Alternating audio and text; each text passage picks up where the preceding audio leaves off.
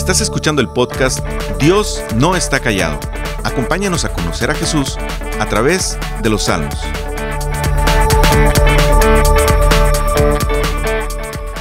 Los Salmos ha sido el libro de la Biblia a donde los creyentes acuden una y otra vez en busca de consuelo y paz para sus almas abatidas. De hecho, los Salmos es el libro más citado del Nuevo Testamento. Creo además que es uno de los libros más leídos de la Biblia. De manera personal, mi primer acercamiento que recuerdo a los Salmos fue cuando tenía 6 años. Y mi maestra de primer año de primaria nos pidió de tarea que escribiéramos el Salmo 1 y fue uno de los primeros salmos que aprendí. Hay unos salmos que son más fáciles de recordar o más fáciles de entender que unos y otros. Y creo que es por eso que son más citados, más estudiados. Por ejemplo, el Salmo 23. Creo que apreciamos y disfrutamos mucho la idea que Dios sea nuestro pastor y cuide de nosotros. Así como el Salmo 91, en donde se nos dice que Dios es nuestra esperanza y castillo y podemos confiar en Él. Pero, ¿qué pasa con aquellos salmos donde vemos a un salmista enojado y pidiéndole a Dios que destruya a sus enemigos y los persiga?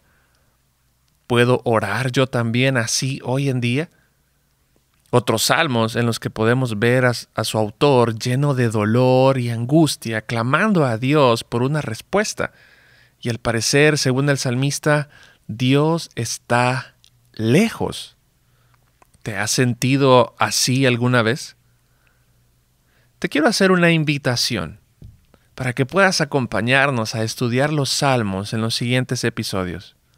Creo que puede ser de gran ayuda e importancia para tu crecimiento espiritual al conocer a Dios, quien se revela a través de cada salmo, y lo que Él puede hacer en tu vida cuando transforma tu corazón y lo dirige para que en medio de lo agitado y angustiado que esté, puedas ser lleno de la esperanza, paz y alegría en este mundo de dolor. ¿Por qué estudiar salmos? Mira, realmente cualquier libro de la Biblia puede ser útil para el crecimiento espiritual. De hecho, la Biblia nos dice que toda la Escritura es inspirada por Dios y útil para enseñar, corregir, reprender e instruir. Sin embargo, el libro de Salmos es rico en mostrar el carácter de Dios de una manera muy práctica. Nos enseña lo que Él hace y nos enseña cómo es la vida de la persona que confía en Él y viene a adorarle. Nosotros fuimos creados especialmente para reconocer la grandeza de Dios y adorarle, y en ese sentido, este libro nos puede ayudar mucho en nuestro caminar dentro del propósito de Dios para nuestra vida. Hoy solamente quiero enfocarme en ciertos aspectos generales que sirvan como antesala a lo que vamos a ver más a detalle en cada enseñanza. Lo primero que es bueno tener en mente es que los salmos son parte de toda la Biblia. Mira, y aunque esto parezca lógico, porque normalmente vienen incluidos en la Biblia cuando adquirimos una, muchas veces podemos cometer el sutil error de pensar que están desconectados del resto de la Escritura, como si fuera una sección más amena o poética en medio de tantas historias y narrativas complejas. Sin embargo, es importante que comprendamos que toda la Biblia está conectada de principio a fin, y no hay ningún libro que esté ahí al azar o por accidente. Desde Génesis hasta Apocalipsis podemos ver el desarrollo de una sola historia. Es la historia de la redención.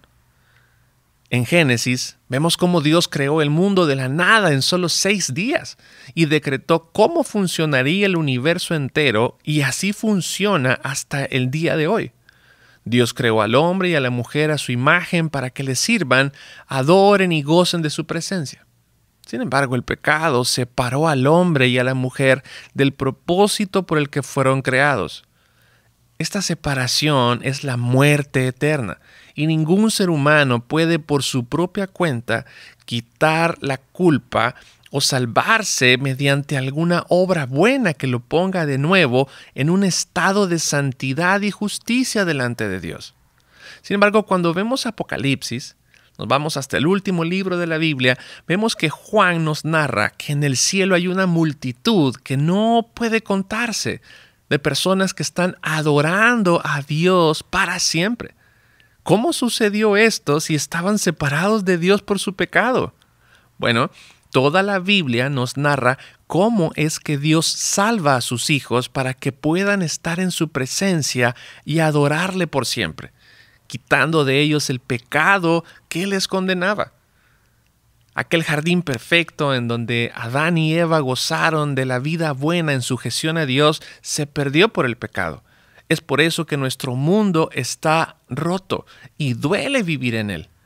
Los salmos muestran esta dinámica del corazón humano que está bajo la influencia del mal, por lo que una y otra vez vemos al salmista angustiado, lo vemos temeroso, lleno de dolor y otras veces llenos de ira. Hay momentos donde está lleno de gozo y esperanza y por otro lado parece que no hay más salida para él. Justamente retrata en gran manera en cómo experimentamos la vida nosotros hoy en día. Días llenos de alegría, pero de repente la angustia y la agonía llegan al corazón y sentimos que no hay más salida. ¿Qué hacemos? ¿Hay esperanza para nosotros ahora? Los salmos nos ayudan en este sentido y nos muestran al Dios de toda la Biblia, ese Dios que, claro, está airado por el pecado, pero que ofrece salvación, consuelo, esperanza y perdón al pecador que se humilla y se rinde ante él. Los salmos nos muestran a un Dios que no es indiferente a sus hijos, sino que les escucha y dirige para que encuentren paz y seguridad solo en Él. Un segundo aspecto que es importante recordar cuando estudiamos los salmos es que los salmos son el libro de cantos del pueblo de Israel. El libro de Salmos es considerado así, un libro de cantos, un libro de oraciones, pero no solamente para que tuvieran un repertorio de cantos agradables, más bien tenían la intención de instruir al pueblo de Dios. Mediante estas alabanzas u oraciones, el pueblo podía recordar una y otra vez la obra de Dios en medio de ellos y cómo deberían responder sus corazones ante ese Dios. Y como una manera común de la escritura de aquel entonces, se hace la comparación de dos tipos de personas. Por un lado, los justos, los que confían en el Señor y esperan en Él, y por otro lado, los malvados, los que se resisten y rebelan ante Él y son llamados también los enemigos de Dios y también los enemigos de su pueblo. Hay certeza y esperanza para los hijos de Dios que se acercan a adorarle como Él mismo lo instruyó, y hay juicio, derrota y perdición para los que se oponen al reino de Dios. Y esto, el pueblo de Israel tenía que tenerlo en mente en cada momento de sus vidas.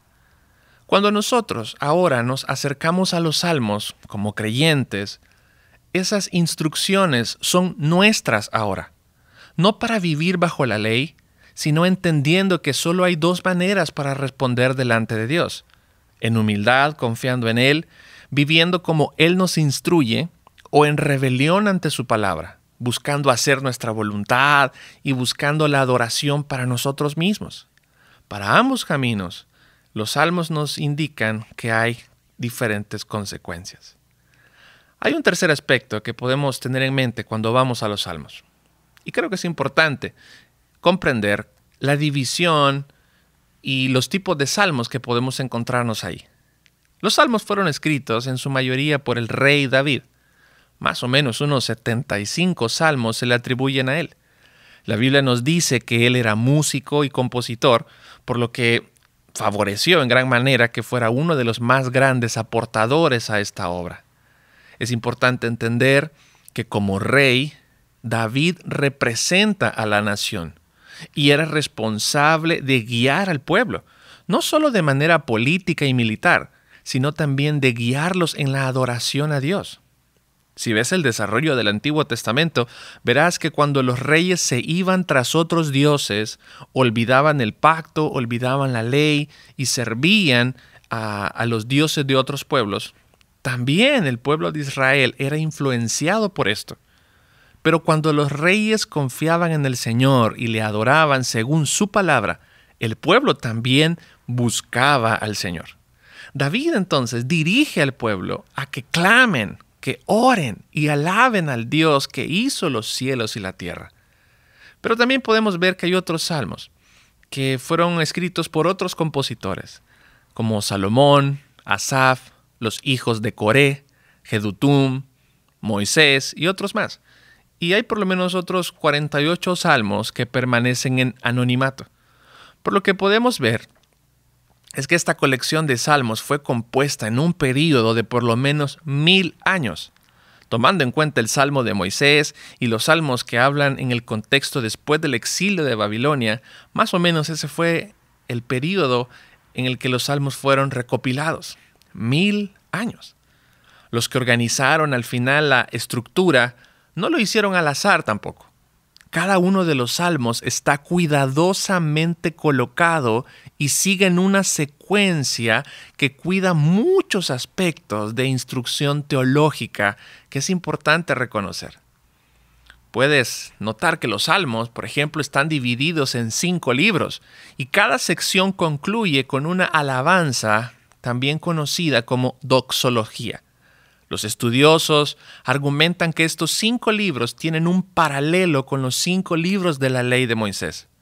Cuando los leemos, nos damos cuenta que este argumento tiene mucho sentido, ya que la ley de Moisés, conocida también como la Torá, tenía como función principal instruir al pueblo para saber cómo vivir bajo el gobierno de Dios diferente a las demás naciones de la tierra. Al entrar a los salmos, nos damos cuenta que del mismo modo se instruye al pueblo, mostrándole cómo se vive de manera justa y con un corazón íntegro en adoración a Dios, de modo que adoren y confíen en el único Dios verdadero. Los salmos nos hablan del pacto, de las promesas de este pacto, de las consecuencias también de quebrantar el pacto. Y sobre todo, una de las figuras prominentes que sobresalen a lo largo del libro es la figura del rey.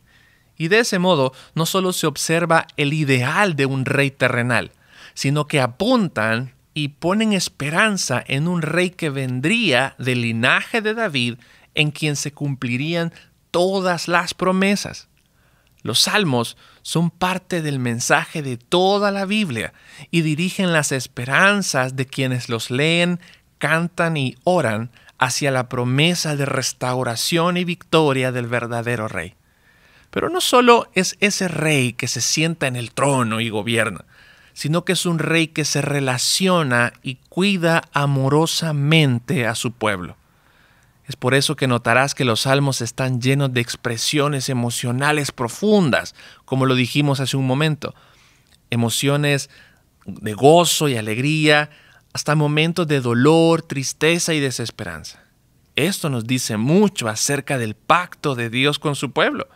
El pueblo de Israel podía acercarse de esa manera al Señor porque tenían el privilegio de ser su pueblo. Cuando ellos clamaban, Dios contestaba y les sostenía.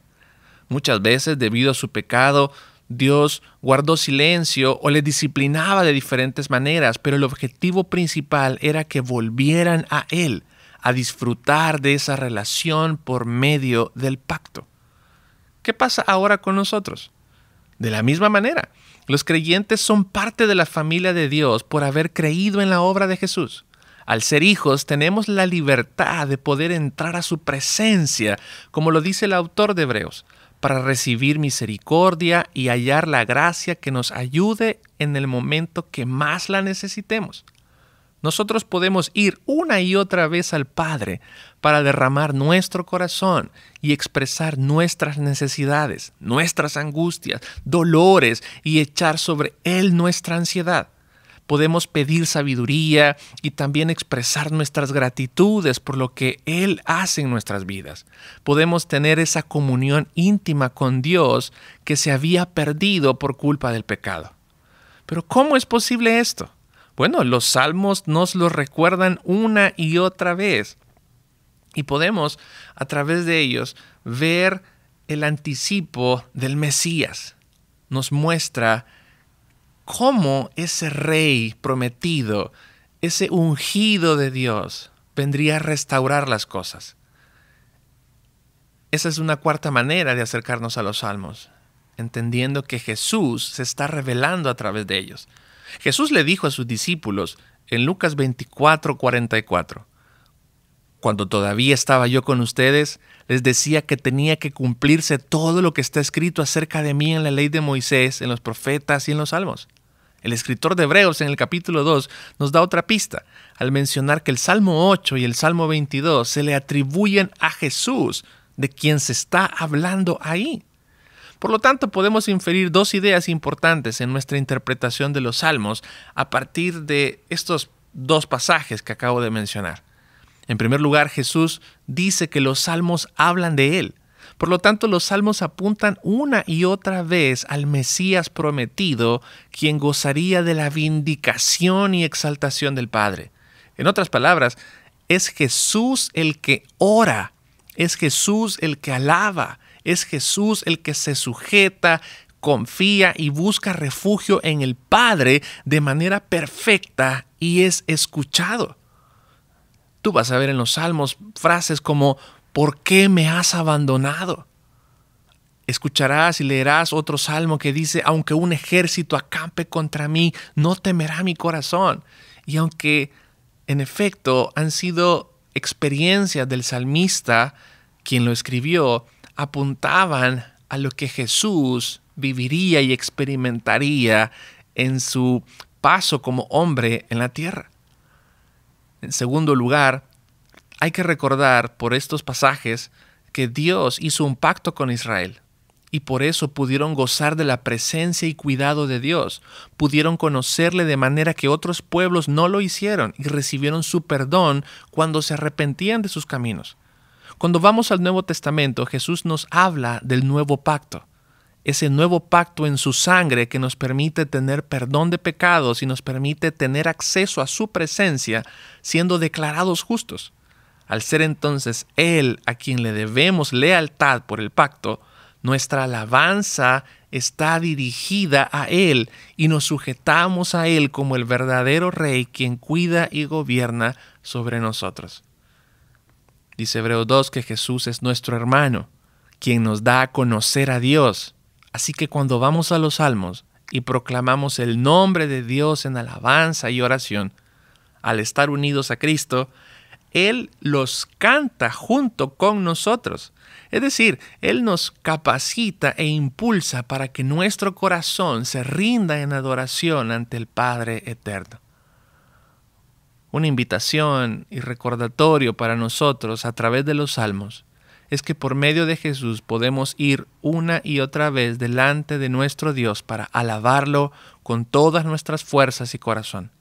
Pero también podemos llevar delante de Él nuestras cargas y tener la completa seguridad que seremos escuchados. No por lo bueno que seamos, porque nadie es lo suficientemente bueno para ser escuchado por Dios, sino porque estamos unidos a Cristo, es que nuestro clamor será escuchado. ¿Hay angustia, dolor, desesperanza, amargura o tristeza en tu corazón este día? Echa sobre el Señor tus cargas. ¿Sientes que no puedes más y no encuentras salida ante los problemas? Ven a la fuente de agua viva que renovará tus fuerzas y te guiará a poner tu esperanza solo en el que gobierna el universo. ¿Hay gozo y paz ahora en tu corazón? Ven al Señor y dale gracias, porque es Él quien está cuidando de ti y seguirá sosteniéndote en momentos de gozo como en momentos de tribulación. Solo hay dos tipos de personas representadas en los salmos: los que confían en el Señor y por eso vienen a Él en adoración, o los malos, que huyen de Él, se rebelan contra Él, pero nunca prevalecen. Al contrario, son derrotados y desechados. ¿Hacia dónde está dirigido tu corazón ahora?